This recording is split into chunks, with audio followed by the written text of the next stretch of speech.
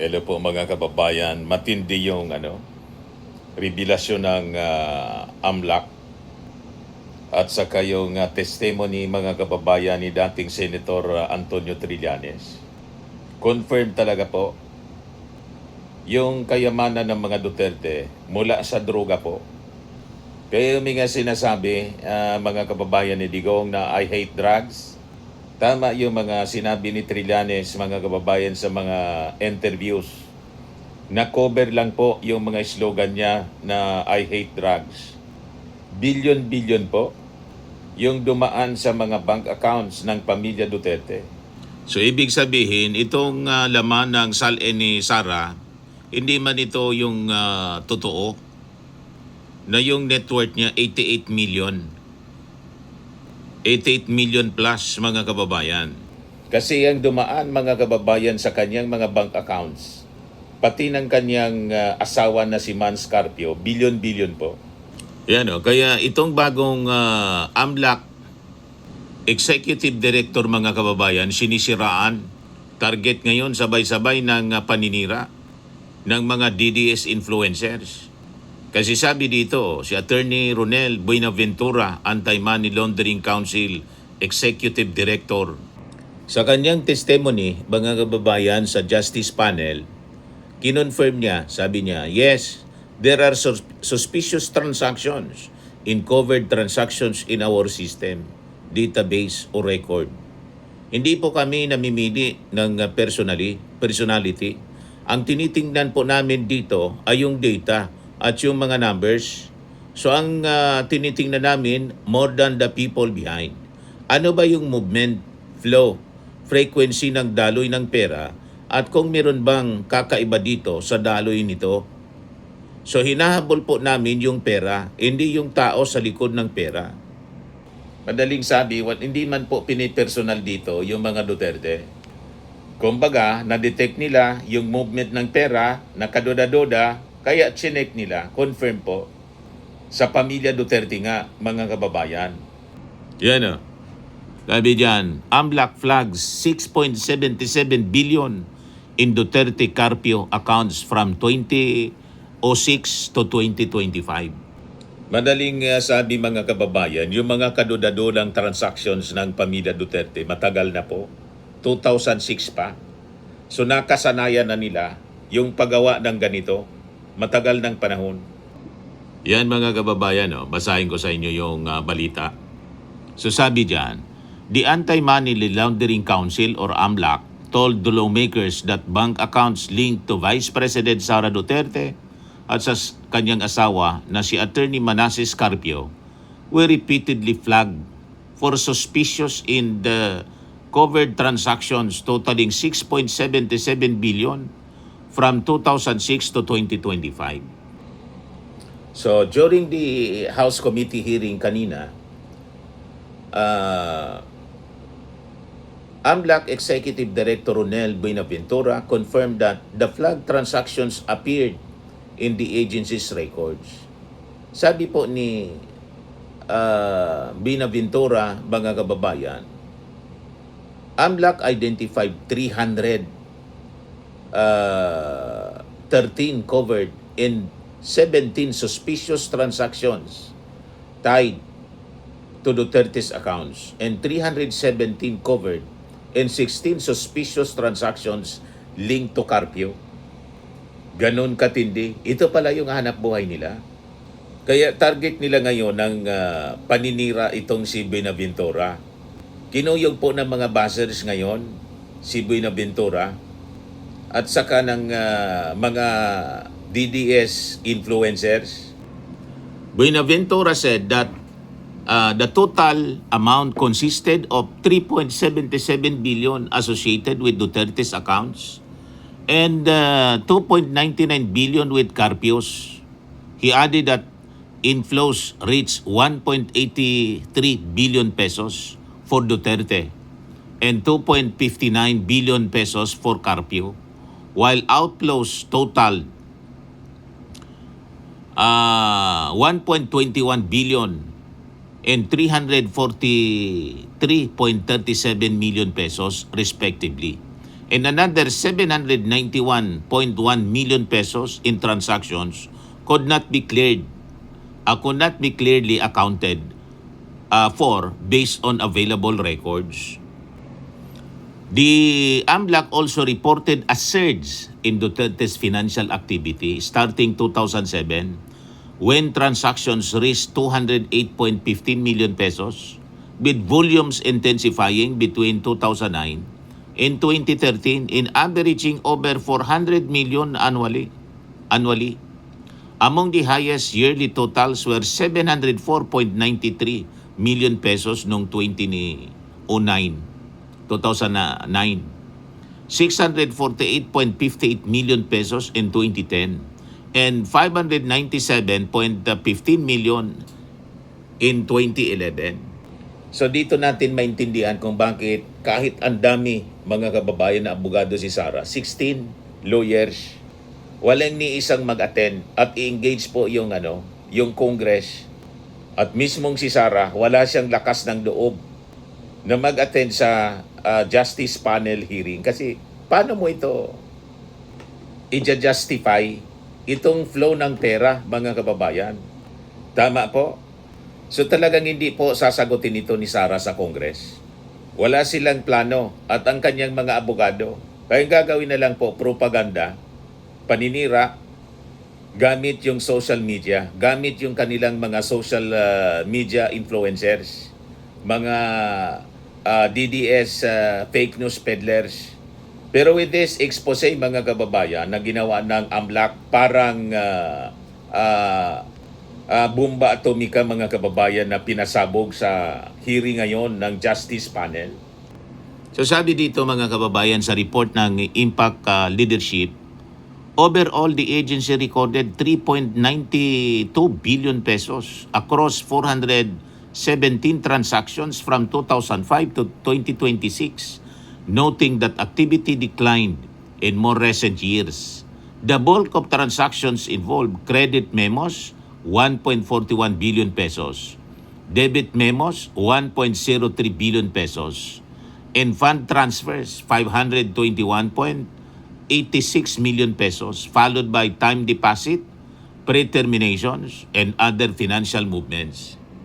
So dito natin maintindihan, mga kababayan, kung bakit kayang magbayad ni Sara Duterte ng ganun kadaming abogado, plus si Kaufman, mga kababayan, yung pamilya Duterte, pinakang mahal na abogado sa buong mundo si Kaufman. Kaya niya, mga kababayan, na bayaran si Kaufman, yung team niya, ng sabi, yung mga lumalabas na balita, 150 million pesos of attorney's fees per month, mga kababayan. At yung pamilya Duterte, walang problema sa paglakwatsa, pabalik-balik sa dahig, kasama yung security niya. Walang problema sa pambayad sa hotel, sa pag-stay doon po, sa pagkain. At ang sabi, mga kababayan, ni Sara, hindi siya gumagamit ng pera ng bayan. Now you know kung saan galing, mga kababayan, yung kanyang panggastos. With this, siyempre isipin mo ganon. Diba, mga kababayan?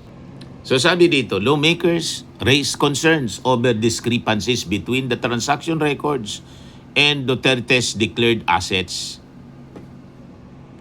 Yan ang kanyang SALN, mga kababayan, from 2007, 7.2 million lang. Tapos 2024, 88 million pesos plus, mga kababayan, ang declared niya. Pero bilyon-bilyon pala ang dumadaloy na pera sa kanilang mga accounts, bank accounts. Ibig sabihin, hindi dineclare yun. Kinamonitor po yung money trail, mga kababayan, ng AMLAC. So sabi dito sa balita ng Impact Leadership, the Office of the Ombudsman earlier told the panel that Duterte declared no cash on hand or cash or bank deposits from 2019 to 2024, even as her net worth increased 88.4 million pesos in 2024 from 7 million pesos noong 2007. Buenaventura explained that covered transactions referred to bank deposits exceeding 500,000 pesos in a single day that are automatically reported to AMLAC, while suspicious transactions are those flagged due to possible irregularities or links to unlawful activity. He stressed that the AMLAC work focuses on tracking financial flows rather than personalities. So hindi yung identity. Hindi po kami namimili ng personality. Ang tinitingnan po namin dito ay yung data at yung numbers. So ang tinitingnan namin, more than the people behind, ano ba yung movement, flow, frequency ng daloy ng pera, at kung meron bang kakaiba dito sa daloy nito. So hinahabol po namin yung pera, hindi yung tao sa likod ng pera, paliwanag ni Buenaventura. The AMLAC submitted reports on both covered in suspicious transactions along with financial intelligence and investigation documents in compliance with the subpoena issued by the House panel. So dito mga kababayan, nahubaran ng todo kung ano yung pagkatao ng pamilya Duterte. Saan ba galing yung pera na kanila pong ginagastos? At yung projection nila na hindi sila mayaman, simpleng tao lang, di ba, yung kanilang projection. Lumalabas mga kababayan, hindi totoo na sila mahirap lang. Natanggalan mga kababayan ng maskara yung pamilya Duterte because of this, revelasyon mula sa AMLAC dito sa Justice Panel. At lumabas sa hearing sa mga presentation po ni dating Senador Trillanes, mula sa droga po ang pumasok sa mga bank accounts ni Sara Duterte. Hindi lang ni Sara, ng buong pamilya, mga kababayan. O ito yung naging presentation, mga kababayan, ni Sunny Trillanes. Annex I, Sami Oy, payouts to Sara Duterte and family, summarized for purposes of presentation. Sabi dito sa report ng ABS-CBN, mga kababayan, look, former Senator Antonio Trillanes IV includes in his affidavit presented during a House hearing a summary of supposed payouts to Vice President Sara Duterte and her family from Samuel Oy or Sami Oy, allegedly a drug lord. Talagang kahindik-hindik po yung naging revelasyon sa Justice Panel, mga kababayan. Kaya itong impeachment case pag umabot sa Senado, pagkatapos inakwit ng mga senador, so magiging complicit yung mga senador. Yung mga mag-a-acquit kay Sara Duterte, iisipin ng ating mga mamamayang Pilipino na baka binayaran din ng mga drug lords na nag-finance, mga kababayan, sa pamilya Duterte. So yun ang siyempre iisipin ng mga tao. So sa lakas, mga kababayan, ng ebidensya na pinipresent ngayon sa Justice Panel, I think magdadalawang isip kahit yung mga perceived allies ni Sara Duterte, ng pamilya Duterte sa Senado, sa bigat ng mga ebidensya na nakita, mga kababayan, kanina. Kinonfirm mismo ng AMLAC. AMLAC confirms some of the bank transactions of BP Sara Duterte that were in the annexes of former Senator Trillanes IV affidavit. Ibig sabihin, yung mga hawak ng dokumento, mga kababayan, ni Trillanes, legit po, authentic siya, mga kababayan. Kasi na-monitor yung movement, mga kababayan, kung tumutugma yung movement ng pera sa mga dokumentos na hawak ni Trillanes, mga kababayan. Yan Sabi dito sa Batas PH, 2.4 billion pesos ang pera sa joint bank accounts ng mga Duterte. Former Senator Trillanes revealed during the committee hearing that the joint bank accounts of Vice President Sara Duterte and Digong carries a total amount of 2.4 billion. Si Rodrigo Duterte at ang kanyang pamilya ay may mga joint bank accounts na may bilyon-bilyon na dumaloy na pera, sabi ni Trillanes. Sa aming susuma, lumabas na may kabuuang halaga na 2.42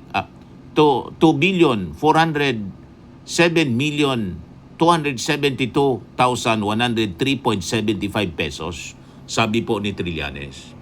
Ito yung news update galing sa Inquirer, 7 minutes ago lang. Trillanes vindicated. After years of criticizing the Dutertes, it appears former Senator Antonio Trillanes IV finally got vindicated as the Anti-Money Laundering Council confirms the existence of several financial transactions made by Vice President Sara Duterte, which were mentioned in his sworn affidavit. So di ba matagal na nga sinasabi ito at nag-file pa nga ng kaso itong si Trillanes. Yung iba ayaw paniwalaan, sinasabi politika lang.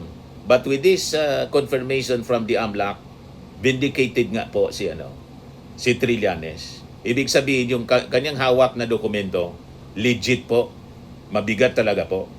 Yan o. So during the impeachment hearing against Duterte, mamamayang Liberal Party List Representative Laila de Lima randomly picked 18 financial transactions listed in Trillanes annexes and asked AMLAC to check if this was part of their investigation. Eventually, 18 out of 18 transactions matched AMLAC records. Nag-match po. Do you confirm that a total of 18 transactions? Batangas Representative Gilville Luis asked. We informed the committee earlier that there are 18 transactions mentioned that we mentioned are existing in our reports. Buenaventura replied. Kinonfirm po ni Buenaventura. Sakto, mga kababayan. Pati pala si Kitty Duterte, yung bunso, tumatanggap din. Duterte family nakatanggap ng 181 million pesos, sabi ni Trillanes, mula sa isang drug lord.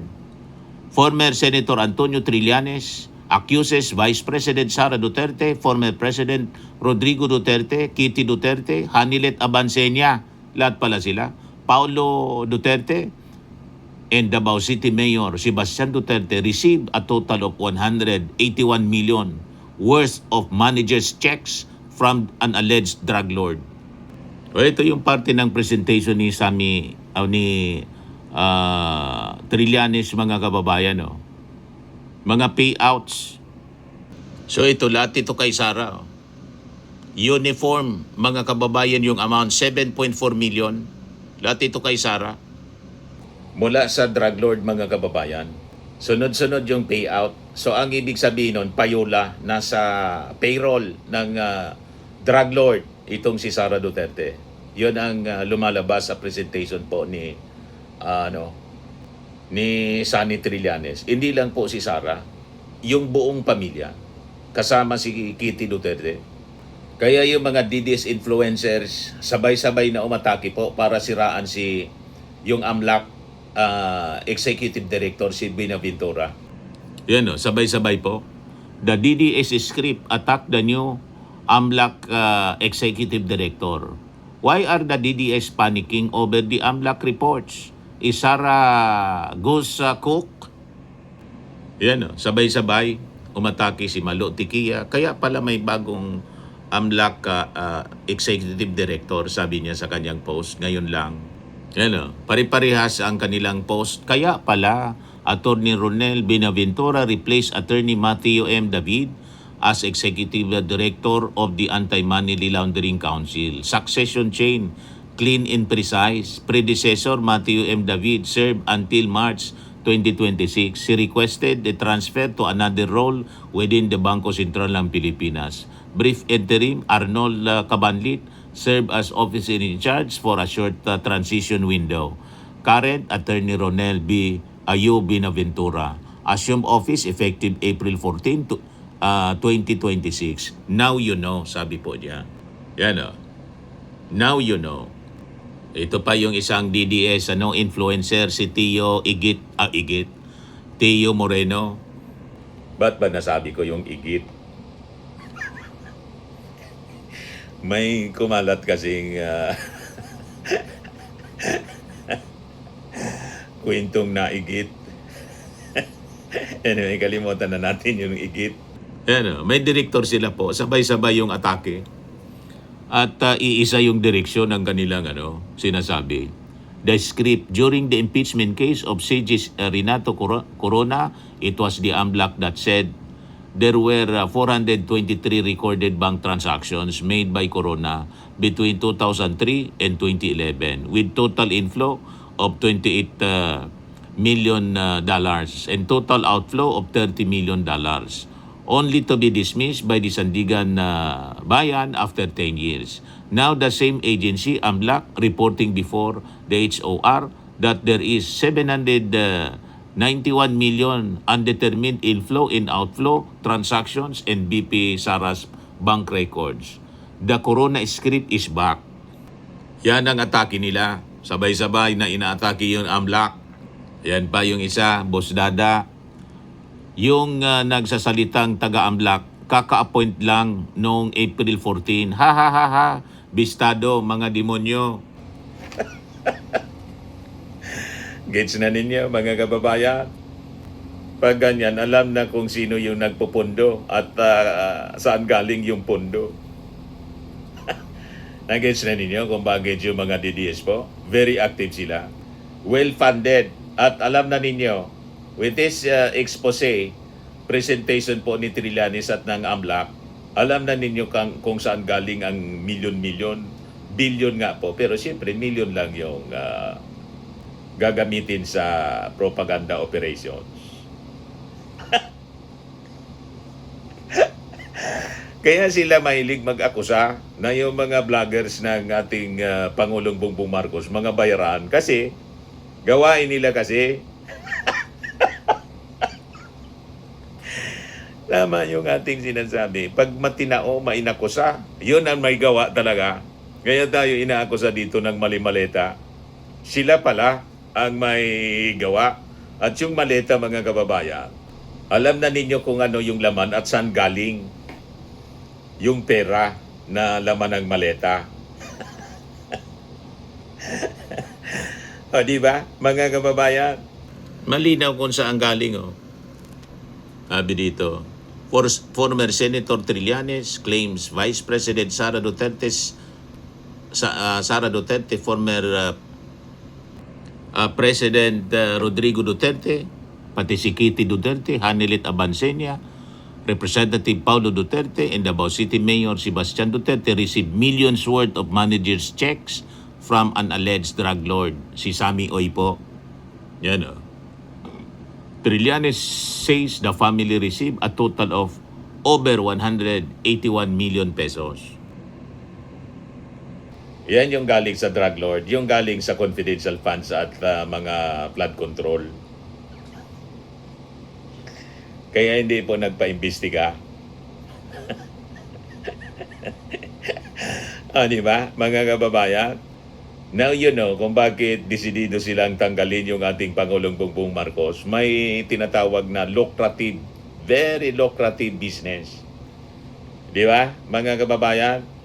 Yan ang lumalabas sa investigasyon ng House panel ngayong hapon. Ito yung parte ng affidavit, mga kababayan, binasa ni Trillanes sa House Committee, Justice Committee. Pakinggan natin yung parte po.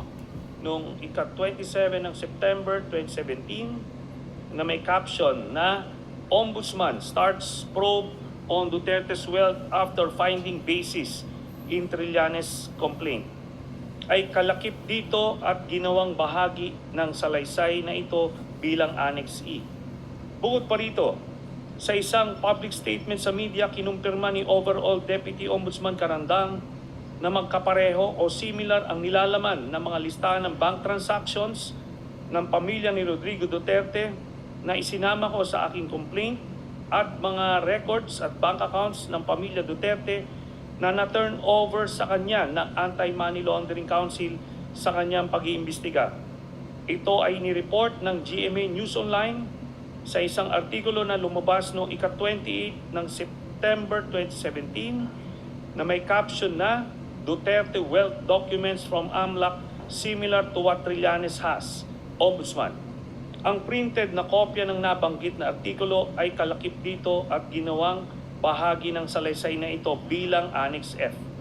Dahil dito, si Overall Deputy Ombudsman Carandang ay agad nasuspinde at kalaunan ay pinatanggal sa tungkulin sa utos ni Rodrigo Duterte.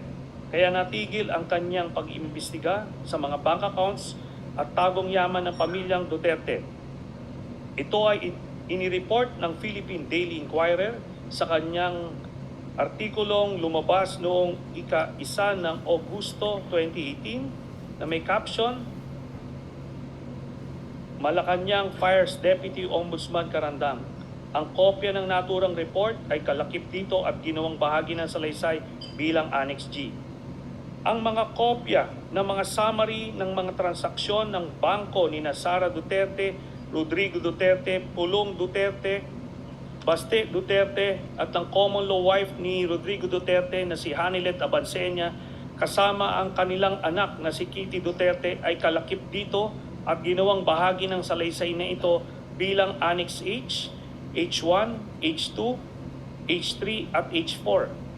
Batay sa mga nabanggit na records, nalikom ko ang mga sumusunod na mahalagang impormasyon na nagpapakita na si Sara Duterte at ang mga miyembro ng kanyang pamilya, kabilang na ang kanyang ama na si Rodrigo Duterte, ang common law wife ni Rodrigo Duterte na si Hanilet Abansenia, kasama pa ang kanilang anak na si Kitty Duterte, ang mga kapatid niya na si Pulong Duterte at Baste Duterte ay tumanggap ng pera o nag-encash ng daang-daang milyong halaga na mga cashier's checks o personal checks mula sa isang kilalang drug lord na si Sammy Uy, nakilala rin bilang Samuel Uy, gaya ng mga sumusunod.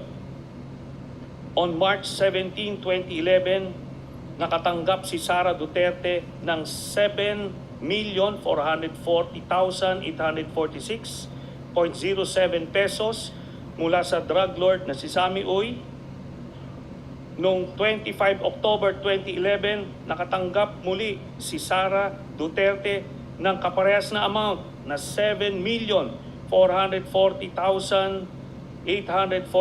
7,440,846.07 mula sa drug lord na si Sammy Uy. And after 6 months, nakatanggap muli si Sara Duterte, April 24, 2012, nakatanggap si Sara Duterte ng parehas na amount, 7,440,846.07. Ang total na tanggap ni Sara Duterte mula Excuse kay me. drug lord na Sammy Uy ay 22 Excuse me, million. Senator Trillanes. Yes. Sandali lang po. Meron lang pong...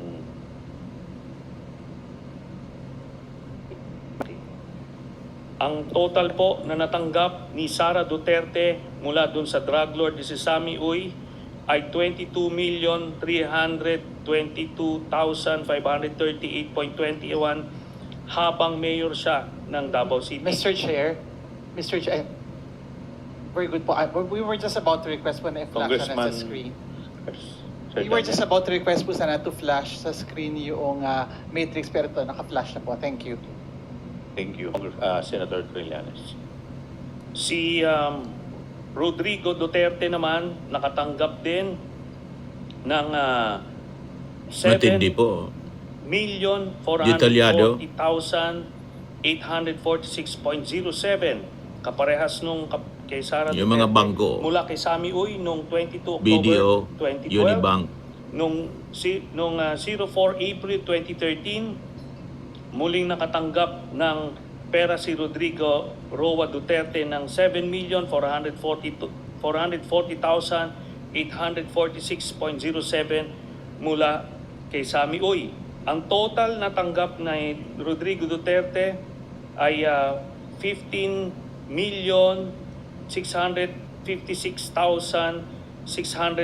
15,656,692.14. Ito po ay mga manager's checks mula kay Sammy Uy. On kay Sebastian Duterte naman, noong 09 March 2011, nakatanggap si Baste Duterte ng 10,316,591.18 Union Bank and Security Bank. pesos mula kay Sammy Uy. Again, noong 25 October 2011, nakatanggap si Baste Duterte mula kay Sami Uy ng 10,316,592.68. Noong 23 April 2012, nakatanggap si Baste Duterte mula Mas kay malaki, Sami Uy 51 million ng total. parehas na amount, 10,316,592.68 pesos. On 22 October 2012, nakatanggap muli si Baste Duterte mula kay Sami Uy ng 10,316,591.18 pesos. Noong 10 April 2013, nakatanggap si Baste Duterte mula kay Sami Uy ng 10,316,591.18 pesos. So ang total na natanggap ni Baste Duterte mula sa drug lord na si Sami Uy ay 51,582,958.80 pesos, all in manager's checks. Kay Pulong Duterte naman, 14 March 2011, nakatanggap si Pulong Duterte mula kay Sami Uy ng 9,703,609.39 pesos. On 25 October 2011, nakatanggap si Pulong Duterte mula kay Sami Uy ng 9,703,609.39 pesos. On 24 April 2012, nakatanggap si Pulong Duterte mula kay Sami Uy ng 9,703,609.39 pesos. On 22 October 2012, nakatanggap si Pulong Duterte mula kay Sami Uy ng 9,703,609.39 pesos, all in manager's checks. Ang total na natanggap ni Pulong Duterte mula sa drug lord na si Sami Uy ay 38,814,437.65 pesos. On March 29, 2011, nakatanggap naman si Hanilet Abansenya mula kay Sami Uy ng 10,655,371.81 pesos. On 25 October 2011, nakatanggap si Hanilet Abansenya joint with Kitty Duterte ng 10,655,371.81 pesos mula kay Sami Uy. On 23 April 2012, nakatanggap muli si Hanilet Abansenya joint with Kitty Duterte mula kay Sami Uy ng 10,655,373.31 pesos. On October 22, 2012, nakatanggap si Hanilet Abansenya joint with Kitty Duterte mula kay Sami Uy ng 10,655,373.81 pesos. On 10 April 2013, nakatanggap si Hanilet Abansenya joint with Kitty Duterte mula kay Sami Uy ng 10,655,373.81 pesos in manager's checks. Ang total na natanggap ni Hanilet Abansenya joint with Kitty Duterte mula sa drug lord na si Sami Uy ay 53,276,860.55 pesos. Ang grand total na nakuha ng Duterte family mula sa isang drug lord na si Sami Uy ay 181,653,487.36. So sabi diyan, ang kopya ng summary ng mga transaksyon sa bangko na nagpapakita ng mga payout ng kilalang drug lord na si Sami Uy kina Sara Duterte at sa mga malalapit na miyembro ng kanilang pamilya ay kalakip dito at ginawang bahagi ng salaysay na ito bilang Annex I. Yan ang breakdown ng payula mga kababayan sa pamilya Duterte mula sa drug lord. na si Sammy Oy. Isa pa lang yon. Marami pa mga kababayan ang lilitaw. Kasi sa AMLAC monitoring mga kababayan, yung movement ng pera, na-monitor nila. Bilyon-bilyon yung dumaloy. Ganon katindi po. Kaya target ng paninira ngayon, yung AMLAC bagong executive director na si Buenaventura. Yun naman yung sinisiraan ng mga DDS influencers. Kita ninyo ang style nila? But anyway, yun lang po yung ating video ngayon. Ako po si Dante Maravillas. Bye-bye po. God bless.